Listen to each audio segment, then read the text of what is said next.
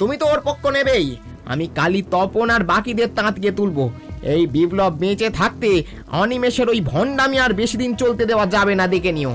আমি পরিষ্কার বলছি তপন, এই আইল যদি আজ বিকেলের মধ্যে ঠিক না করো তবে তোমার জমিতে আমি পা দিতে দেব না।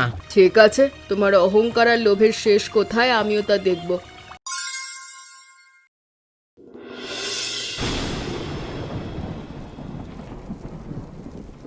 আকাশটা এমন করে ভেঙে পড়লো যে আর থামবার নামই নেই।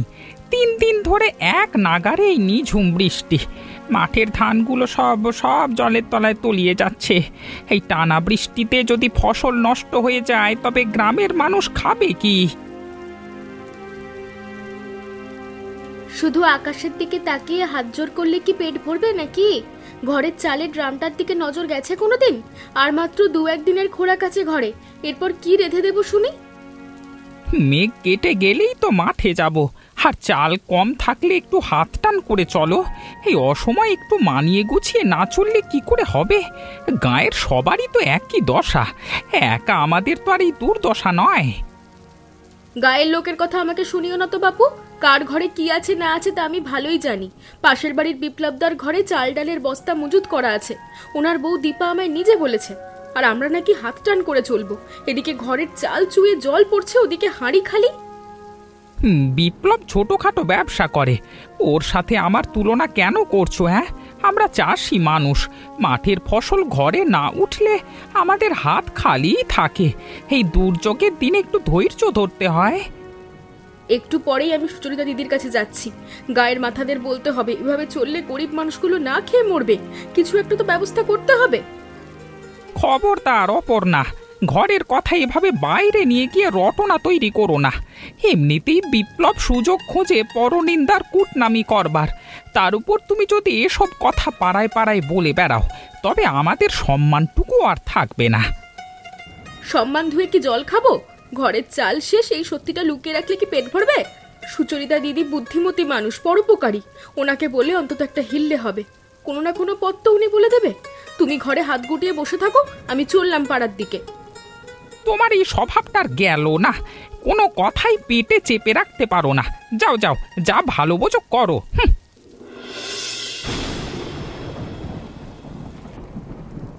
আবার এই ধোয়াটে রান্নাঘরে এসে দাঁড়িয়ে রইলে কেন? কদিন ধরে শুধু শুধু উনুন জ্বলছে, কড়াইয়ে দেওয়ার মতো একটা আলো পর্যন্ত ঘরে নেই। আজ যে কি ফুটিয়ে তোমাকে পাতে দেবো তা আমার জানা নেই। রান্নাঘরে ঢুকেছি বলে এভাবে খিটখিট করবার কি দরকার? বাইরে গিয়ে দেখো, মাঠ ঘাট সব জলের তলায় ডুবে একাকার হয়ে গেছে। এমন ধারা শ্রাবণের বৃষ্টি নামলে মাঠে কি কোনো কাজ থাকে?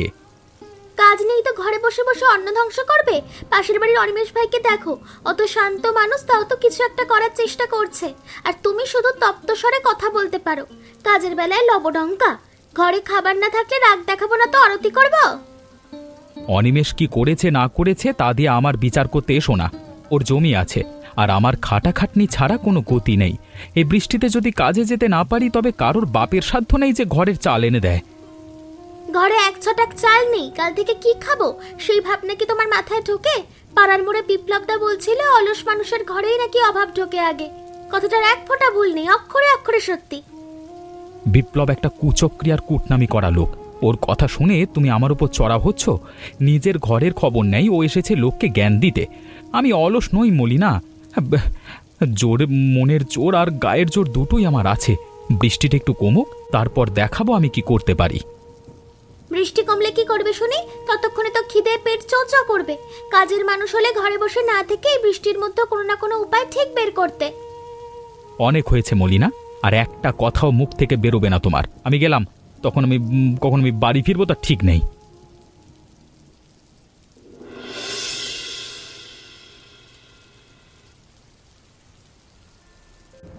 বলি, হ্যাঁ গো দীপা, শুনছো?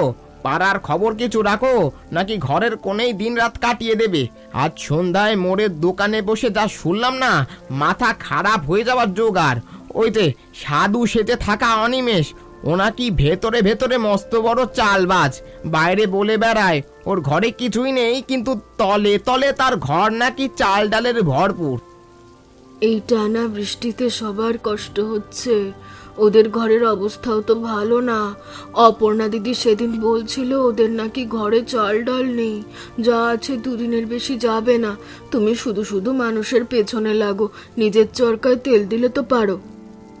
আরে রাখো তোমার অপর্ণার কথা, ও তো একটা আস্ত মুখ ফোঁড়। বরের কীর্তি ঢাকতে ও সব দুঃখের নাটক করছে। আমি খবর পেয়েছি অন্মেষ গোপনে রাতের অন্ধকারে খাবার জমাচ্ছে ঘরে। ও চায় এই গ্রামে একটা অস্থিরতা তৈরি হোক, মানুষ না খেয়ে মরুক, আর ও তখন চড়া দামে ওসব বেচবে। মস্ত বড় ভণ্ড ওটা।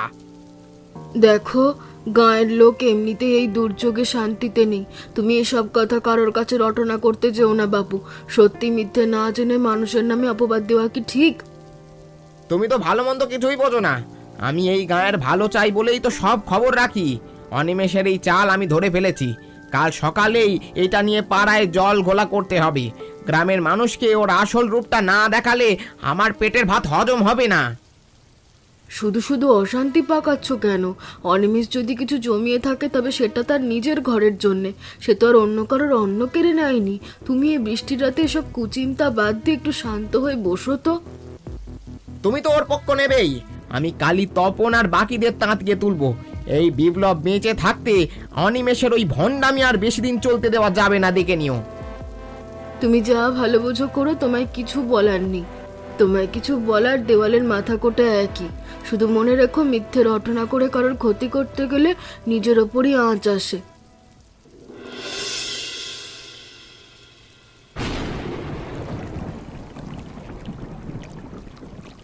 অনিমেষ, সাত সকালে এই বৃষ্টির মধ্যে পুকুরে ডুব দিচ্ছ যে, শরীরটা খারাপ করবে তো? বলি হ্যাঁ রে, কাল থেকে পাড়ায় একটা কানাঘুষো শুনছি তুই নাকি খাবার ঘরে মজুত করেছিস আর বাইরে অভাবের নাটক করছিস। বিপ্লব তো চারিদিকে এটাই বলে বেড়াচ্ছে। সত্যিটা কি রে ভাই? বৌদি, তুমিও শেষে কথা বিশ্বাস করলে? আমার ভাঙা ঘরে চালের ড্রাম খালি, কালকে রাতেও আধ ফেটা খেয়ে শুয়েছি। বিপ্লবদা কেন যে আমার পেছনে লেগে আছে তা ওপরওয়ালাই জানে বাবা। মানুষের মনে এত হিংসে কেন বৌদি? এই কষ্টের দিনেও সে কুটনামি করতে ছাড়ছে না। আমি তোকে চিনি অনিমেষ, তাই তোর মুখ থেকেই শুনতে এলাম। কারোর মনে হিংসা রাখা বা হিংসে ছড়ানো দুটোই বিপদের দিনে পাপ। গ্রামে যে অভাব চলছে তা আমাদের সবাই মিলিয়ে একসঙ্গে মোকাবেলা করতে হবে। বিপ্লবের কথায় কান দিয়ে তুই নিজের মন খারাপ করিস না। বৌদি, তুমি ঠিকই বলেছ, কিন্তু যখন নিজের ঘরের লোকই সব কথা বাইরে বলে বেড়ায়, তখন বাইরের লোককে কি আর দোষ দেব? অপর্ণার পেটে তো কোনো কথা থাকে না।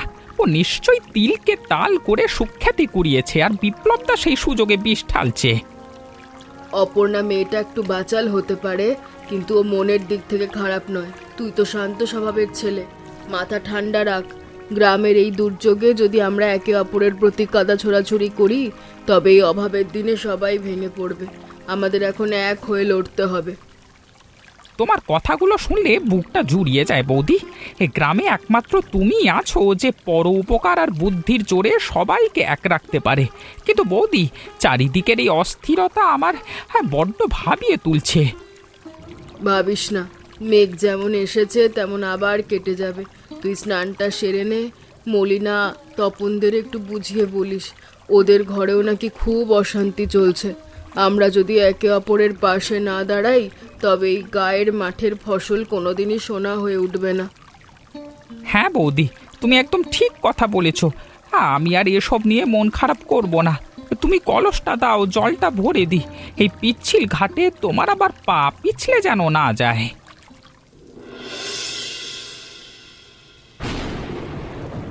তপন, বলি চোখ দুটো কি বাড়িতে রেখে এসেছো নাকি বৃষ্টির জলে অন্ধ হয়ে গেছে?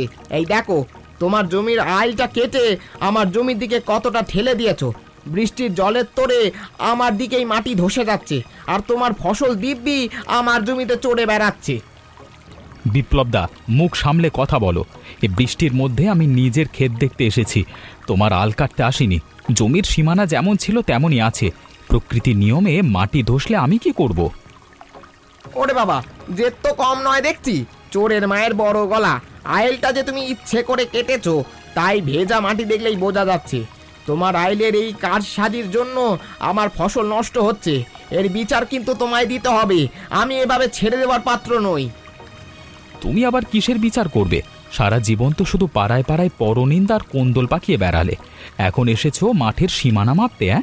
আমার জমির আল সোজা আছে, তোমার যদি এতই সন্দেহ হয় তবে আমি নেনে জমি মাপাও, তার আগে আমার সীমানায় দাঁড়িয়ে চেঁচাবে না। আমিন তো আসবেই, আর পঞ্চায়েতও কথাটা তুলবো।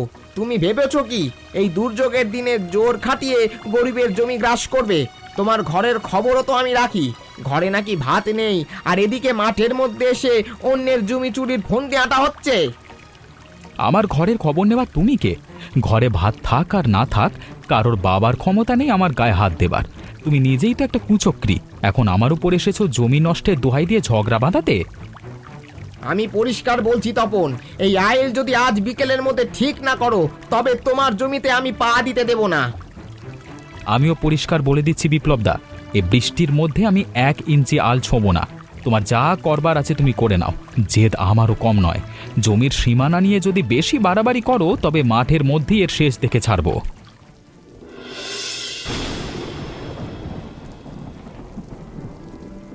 আসো অপর্ণাদি, এই বৃষ্টির দিনে ঘরের ভেতর আর কত ভালো লাগে। এই বারান্দায় বসে কাঁথাটা সেলাই করছি। বলি হ্যাঁ গো, একটা কথা শুনলাম, সুচরিতা দিদি নাকি পঞ্চায়েত থেকে আসা ত্রাণের চাল ডাল সবার আগে নিজের ঘরে তুলেছে। উনি নাকি সবার থেকে আলাদা সুযোগ সুবিধা পেয়ে যাচ্ছেন ওপর মহলের খাতিরে। ওমা, তুমি এইটুকু শুনেছো মলিনা?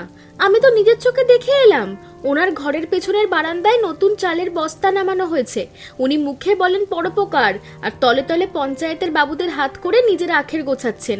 এই দুর্যোগে কারোর পেটে ভাত নেই, আর উনি নাকি দুহাতে কামাচ্ছেন। কি বলছো অপর্ণাদি? উনি এমন কাজ করতেই পারেন না, আমার তো বিশ্বাস হচ্ছে না। উনি নিজে না খেয়ে অন্যকে বিলিয়ে দেন, আজ পর্যন্ত নিজে কখনো কোনো বাড়তি সুবিধাও নেননি। তুমি কোথাও ভুল করছো না তো বাবু? আগ বাড়িয়ে কারোর নামে এমন কথা রটিও না। আমি ভুল দেখবো কেন? গ্রামের মাথাদের সাথে ওনার ওঠা বসা খাতির তো কম নয়। রূপের আর বুদ্ধির জোরে উনি সবাইকে নাচিয়ে রাখছেন। আমার বড় তো ওনার নাম শুনলে পঞ্চমুখ।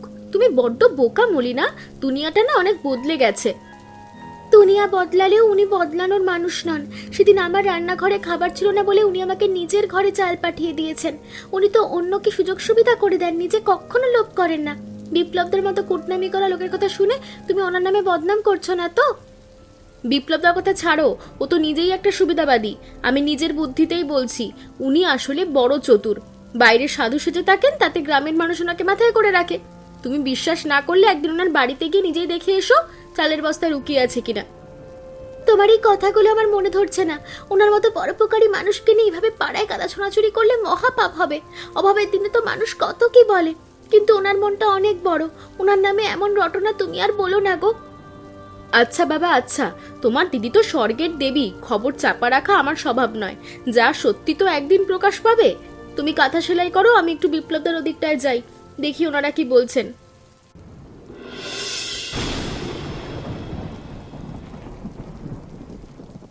সুচরিতা দিদি, একটু দাঁড়াও। সকাল সকাল কোথায় যাচ্ছ এই কাদা জল ভেঙে? তোমার সঙ্গে আমার একটু দরকার ছিল দিদি। ঘরের অবস্থা বড় খারাপ। জেদের বসে তোমার ভাই তো কাল কাজেই যায়নি। কাল থেকে যে কি রাঁধবো সেই চিন্তায় চোখে সর্ষে ফুল দেখছি। ওমা, তাই নাকি রে মলিনা? তপন তো জেদি ছেলে, কিন্তু তুই তো বুঝদার। ঘরে খাবার নেই তা আমায় আগে বলবি না? তুই এক কাজ করিস, আজ বিকেলের দিকে একটু অন্ধকার নামলে আমার বাড়িতে আসিস। তোকে কয়েকদিনের মতো চাল ডাল আর আলু দেবো, অন্তত এই কটা দিন চলে যাবে। এই বিপদের দিনে তুমি ছাড়া আমাদের আর কেউ নেই। তবে দিদি, তোমার দুটি পায়ে পড়ি, এই সাহায্যের কথাটা তুমি কাউকে বলবে না। বিশেষ করে অপর্ণা আর বিপ্লবদার কানে যেন না যায়। ওরা জানতে পারলে পাড়াময় রটনা করে বেড়াবে। ধুর পাগলি, তুই এত চিন্তা করিস কেন? আমি সাহায্য সবসময় গোপন করতেই ভালোবাসি। ডান হাতের দান যেন বাঁ হাতও না জানতে পারে। তুই একদম ভাবিস না, আমি কাউকে এই কথা বলবো না। তুই ঠিক সময়ে আসিস আর তপনকে একটু ঠান্ডা মাথায় বুঝিয়ে বলিস যাতে ও মাঠে যায়।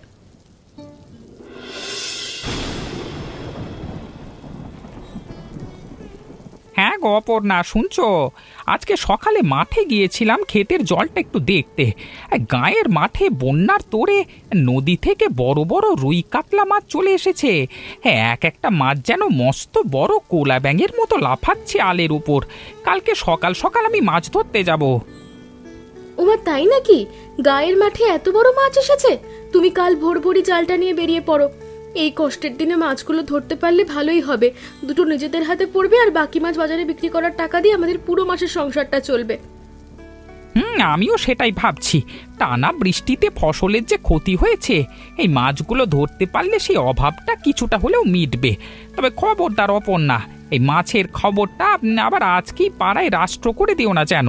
সবাই জানতে পারলে মাঠে জালের ছড়াছড়ি হয়ে যাবে, তখন আর একটাও মাছ কপালে জুটবে না। তুমি আমাকে সবসময় ওরকম ভাবো কেন বলো তো? ঘরের ভালোর জন্য কি আমি এইটুকু খবর পেটে চেপে রাখতে পারবো না? তুমি হাত মুখ ধুয়ে নাও, আমি বাসনগুলো মেজে আসি। কাল সকালের জন্য তোমার জালটা আমি আজ রাতেই বারান্দায় গুছিয়ে রাখবো। তুমি শুধু মন দিয়ে মাছগুলো ধরো।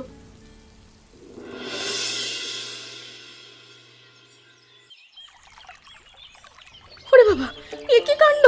তপন, মলিনা, তোমরা কোথায় গো? জলদি এসো। ওই দেখো, নিচু মাঠের জলের মধ্যে মস্ত বড় বড় মাছ লাফাচ্ছে। এমন মাছ নাকি গায়ের মাঠে কোনোদিন আসেনি। আমার তো চোখ চড়িয়ে যাচ্ছে। জলদি জাল নিয়ে এসো। কোথায় বৌদি? কোন দিকে মাছ এসেছে বলো তো? ওই নিচু ক্ষেতটায় নাকি? মলিনা আমাকে বলছিল মাঠে মাছ এসেছে, আমি তো বিশ্বাসই করতে পারিনি। তোমার গলার আওয়াজ পেয়েই তো আমি ঘর থেকে জালটা কাঁধে নিয়ে ছুটে এলাম। হ্যাঁ হ্যাঁ, ওই যে দেখছো না কচুরিপানার পাশটায় জল তোলপাড় করছে, ওখানেই বড় বড় মাছগুলো লুকিয়ে আছে। অনিমেষ একটু পরেই জাল নিয়ে আসবে। তুমি আর দেরি করো না তপন, জালটা ফেলো, নয়তো মাছগুলো আবার ওদিকে চলে যেতে পারে। তুমি একদম ঠিক সময়ে খবরটা দিয়েছো বৌদি। ঘরের অবস্থা যা খারাপ ছিল, এই মাছগুলো ধরতে পারলে আজকে মলিনার মুখে হাসি ফুটবে। অভাবের দিনে এই খবরটা দেওয়ার জন্য তোমাকে অনেক অনেক ধন্যবাদ বৌদি। আমি চললাম জলের দিকে, আজকে একটা বড় মাছ কুপোকাত করতেই হবে। ওগো দীপা, তুমি একবার নিজের চোখে এসে দেখে যাও। নিচু মাঠের যে কোনটায় জল জমেছে ওটা কিন্তু আমাদের জমির সীমানা। ওই কচুরিপানার খাঁজে যে মস্ত বড় রুই মাছ খলবল করছে, ওটা আমাদের জমিতেই প্রথম এসেছে। তাই ওই মাছটার ওপর অন্য কারোর অধিকার নেই, ওটা আমাদেরই মাছ। তুমি এমন অবুঝের মতো কথা বলছো কেন মলিনা? মাঠের জল কি আর কারোর সীমানা মেনে বসে থাকে? নদীর বাঁধ ভেঙে জল যখন সব ক্ষেত একাকার করে দিয়েছে, তখন এই মাছও সবার। ওটা বিলের মুক্ত মাছ, জলের টানে এসেছে। ওটার গায়ে তো আর কারোর নাম লেখা নেই বাপু। নাম লেখা না থাকলেও জমিটা তো আমাদের। আমার বরের রক্ত জল করা জমিতে মাছ এসে খেলা করবে আর পাড়ার লোক এসে তা ছেঁকে তুলে নিয়ে যাবে, তা তো হতে দেওয়া যায় না। ঘরের অভাবের দিনে উপরওয়ালা যখন আমাদের জমিতে লক্ষ্মী পাঠিয়েছেন, তখন এর ভাগ আমি কাউকে দেব না। তোমার ঘরে অভাব আছে বলে কি অন্যের ঘরে সুখ উপচে পড়ছে? এই বন্যায় গায়ের সব মানুষের এক দশা। অনিমেষদার, তপনদা দুজনেই তো কাল থেকে মাঠে জাল ফেলার জন্য তৈরি হচ্ছে। এখন তুমি যদি মাছ নিয়ে এমন দাবি তোলো, তবে মাঠের মধ্যে শুধুই একটা বড় অশান্তি হবে। অশান্তি কি আমি পাকাচ্ছি দীপাদি? অশান্তি তো তোমার বর বিপ্লবদা পাকাচ্ছে। উনি তো সারাক্ষণ আমাদের পেছনে লেগে আছেন। মাঠের আইল নিয়ে তপনের সঙ্গে ঝগড়া করছেন। এখন আবার মাঠে মাছের ওপর সবার নজর পড়ছে। আমি পরিষ্কার বলে দিচ্ছি, এই মাছ আমাদের ক্ষেত থেকেই তপন ধরবে। আমার বরের স্বভাবের কথা তো তোমার চেয়ে ভালো আর কেউ জানে না মলিনা। ওনার কুটনামির জন্য আমি নিজেই লজ্জিত। কিন্তু তুমিও যদি ওনার মতোই হিংসা লোভ করো, তবে ওনার সঙ্গে তোমার তফাৎ কি রইল? সুচরিতা দিদি তোমায় কত ভালোবাসেন, ওনার শিক্ষাটা মনে রেখো। ওনার প্রতি ভক্তি আছে দীপাদি, কিন্তু কে পেটের খিদের বড় বালাই। এই বড় মাছগুলো বাজারে বেচতে পারলে কদিনের মধ্যে চাল ডালের ব্যবস্থা হতো আমাদের। সবাই মিলেমিশে ধরলে দেখবে সবার ঘরেই দুটো করে মাছ উঠবে। নিজের মনে জিদ পুষে রাখলে কেবল অশান্তিই বাড়ে, পেট ভরে না। তুমি ঠিকই বলেছ, কিন্তু অভাবের জন্য কথাগুলো বলতে হলো।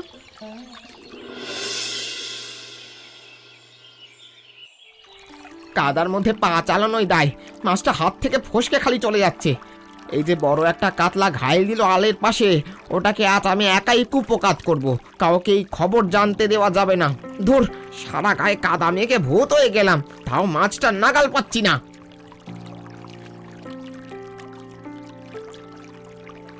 সকাল সকাল কাদা মেখে ভূতের রূপ ধরেছ যে বিপ্লব? বলি একা একাই মাঠের মস্ত বড় মাছ সাবার করার ফন্দি এঁটেছ বুঝি? গ্রামের বাকিদের তো একটা খবরও দিলে না। একলা খেতে চাইলে সংসারে আসলে কিছুই পাওয়া যায় না। তুমি আবার সাত সকালে এখানে জ্ঞান দিতে এলে বৌদি? তোমার এই নীতি কথাগুলো নিজের কাছেই রাখো। আমার নিজের বুদ্ধিতেই ভোরে উঠে মাঠে এসেছি। এই মাছ কেউ চাষ করেনি, যে আগে আসবে সেই পাবে। আমি একাই এই মাছ ধরবো, কারোর সাহায্য করার লাগবে না। একা একা তুমি এই বিশাল মাছ ডাঙায় তুলতে পারবে না বিপ্লব। লোভের বশে তুমি চোখ কান হারিয়ে ফেলেছো। এই টানা বৃষ্টিতে গ্রামের সবাই কষ্টে আছে, অথচ তুমি একাই সব সুবিধা লুটে নিতে চাও। সবার কথা না ভেবে যে শুধু নিজের ভালো খোঁজে, প্রকৃতি তাকে কোনোদিন উজাড় করে দেয় না। তুমি তো পাড়ায় পাড়ায় সাধু সেজে বেড়াও, তাই তোমার মুখে এসব কথা মানায়। আমি ছোটখাটো ব্যবসা করি, লাভ ক্ষতি আমি ভালোই বুঝি। অনিমেষ আর তপন আসার আগেই আমি মাছ নিয়ে বাড়ি ফিরবো। তুমি দয়া করে এখানে দাঁড়িয়ে আমার নজর লাগিও না, নিজের পথ দেখো। নজর আমি দিচ্ছি না বিপ্লব, নজর তো তোমার নিজের মনের কুচিন্তায় লেগে আছে। তুমি সারা জীবন মানুষের পরনিন্দার কুটনামি করে কাটালে, আজ বিপদের দিনে তোমার মনে একতা এলো না। দেখে নিও, এই জেদ আর একলা হওয়ার মানসিকতা তোমাকে একদিন একা করে দেবে। আমাকে একা করার ভয় তুমি দেখিও না। টাকা আর সম্পদ থাকলে দুনিয়ার কারোর অভাব হয় না। আমি এই কাদা ভেঙেই মাছটা তুলবো, দেখি আমার ভাগ কে কেড়ে নেয়। তোমরা শুধু বড় বড় কথা বলতে পারো, কাজের বেলায় এক ফোঁটাও মুড়োতে নেই। এবার আমায় আমার কাজটা করতে দাও তো। ঠিক আছে, তোমার অহংকার আর লোভের শেষ কোথায় আমিও তা দেখব। তবে মনে রেখো বিপ্লব, গ্রামের মাঠের সম্পদ গ্রামের সবার। তুমি যতই চেষ্টা করো না কেন, একা একা সবটা হজম করার ক্ষমতা তোমার এই কুটিল মনে কোনোদিনই হবে না।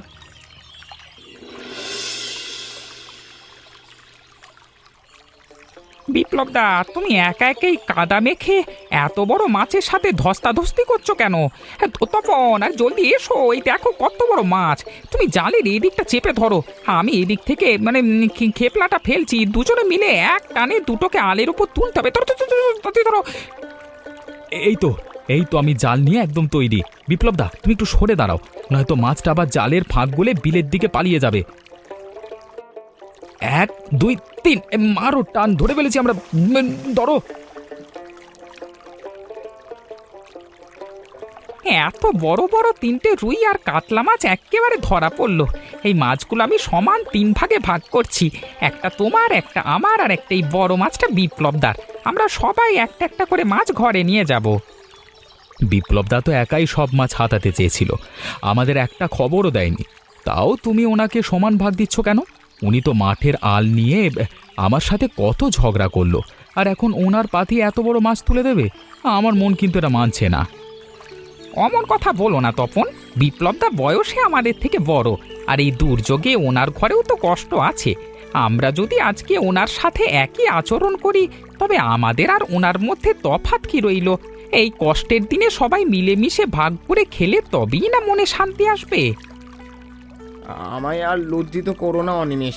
আমি এতদিন শুধু নিজের স্বার্থ আর নিজের ভালোটাই বুঝতাম। তোমাদের নামে কত কুটনামি করেছি, তপনের সাথে ঝগড়া করেছি, কিন্তু আজ তোমরা যেভাবে আমাকে বুকে টেনে নিলে, তাতে আমার চোখ খুলে গেল। বিপ্লব দা, তুমি নিজের ভুল বুঝতে পেরেছো, এটাই আমাদের অনেক বড় পাওনা। আমরা তো একই গ্রামের মানুষ। এই অভাবের দিনে যদি আমরা একে অপরের শত্রু হয়ে যাই, তবে বাঁচব কি করে? রাগ অভিমান যা ছিল তা এই মাঠের জলেই ধুয়ে যাক। হ্যাঁ ভাই, আজ থেকে আমি আর কোনোদিন কারো পরনিন্দা বা কুচকচারি করব না। এই বড় মাছটা শুধু আমার একার নয়, এটা আমাদের গোটা গ্রামের ঐক্যের প্রতীক। এখন থেকে আমরা এই গাঁয়ের মাঠে সবাই মিলেমিশে একসাথে থাকব, সুখে দুঃখে কেউ কাউকে ছেড়ে যাব না।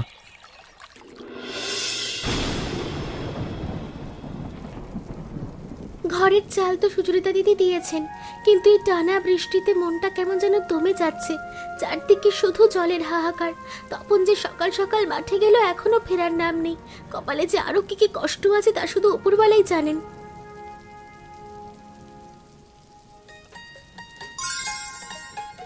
এই নাও মলিনা, ঘরের কোণে বসে আর মন খারাপ করতে হবে না। তোমার বর আজকে মাঠ থেকে খালি হাতে ফেরেনি। এই টাকাগুলো ভালো করে তুলে রাখো, কালকে সকালেই হাট থেকে মনের মতো করে বাজার করে আনবো। ওমা, এতগুলো টাকা তুমি কোথায় পেলে গো? তুমি কি মাঠে গিয়ে কোনো গুপ্তধন পেয়েছো নাকি অন্য কিছু? এই দুর্যোগের বাজারে কেউ তো কাউকে 1 পয়সাও ধার দেয় না, আর তুমি এতগুলো টাকা এনে আমার হাতে দিচ্ছ। গুপ্তধন নয় মলিনা, গায়ের মাঠে এখন ঝাঁকে ঝাঁকে বড় মাছ এসেছে। আমি অনিমেষদার বিপ্লবদা মিলে আজকে অনেক মাছ ধরেছি। গ্রামের লোকজন সবাই মিলে বসে একটা মস্ত বড় সিদ্ধান্ত নিয়েছে। কি সিদ্ধান্ত নিলে গো তোমরা? পাড়ার বিপ্লবদা আবার কোনো নতুন কুটনামি বা অশান্তি পাকায়নি তো? ওনার কথা শুনলে আমার বুকটা কেমন যেন দুরু দুরু করে কেঁপে ওঠে। সত্যি করে বলো তো কি হয়েছে মাঠে? না গো না, বিপ্লবদা এখন একেবারে বদলে গেছেন। উনি আগে দাঁড়িয়ে বললেন এই মাছ আমরা হাটে বিক্রি করব। তারপর বিক্রির সমস্ত টাকা গ্রামের প্রতিটা পরিবারের মধ্যে সমান ভাগে ভাগ করে নেওয়া হবে। এই টাকাটা সেই মাছ বিক্রির প্রথম ভাগের অংশ, মলিনা। এ তো দারুণ খবর। বিপ্লবদার মতো মানুষ তবে বদলে গেল।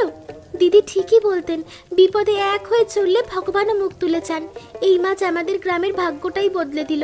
আমি আজই সুচরিতা দিদির ঘরে গিয়ে আনন্দের খবরটা দিয়ে আসবো। হ্যাঁ, তুমি ঠিকই বলেছ। মাঠের মাছ আমাদের গ্রামের মানুষের মনে হিংসা আর অভাব দুটোই দূর করে দিল।